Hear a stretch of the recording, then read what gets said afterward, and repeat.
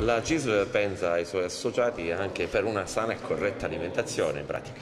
Sì, i pensionati CISL ci hanno invitato oggi qui a tenere un piccolo incontro in modo tale da acquisire alcuni principi base di alimentazione, quindi per prevenire delle patologie già in atto negli anziani, per esempio il diabete, le malattie cardiocircolatorie, che con una corretta alimentazione possono essere bene contrastate. Ma è possibile davvero prevenire il diabete?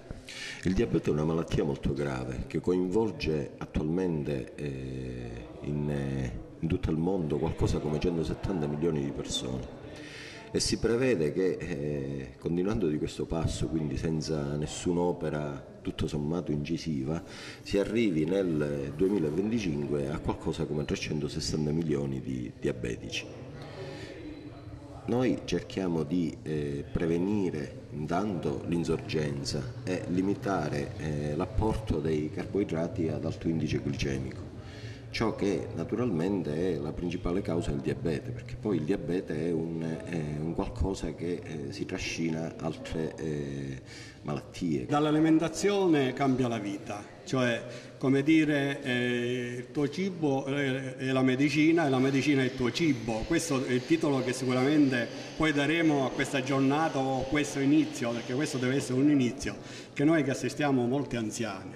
Per la verità, guardate, io in questi giorni ho fatto una grande riflessione. Non è solo il problema dell'anziano che ormai allunga la vita, diventa longive, che parla, che fa, però se alla fine, ecco, fino alla fine non sta bene. E per stare bene bisogna fare una buona alimentazione, quindi mettere da lato i dolori, l'artrosi, mettere da lato la prostata, mettere da lato il diabete mellito, e prevenire il cancro, prevenire tutte le malattie che degenerano la vita umana.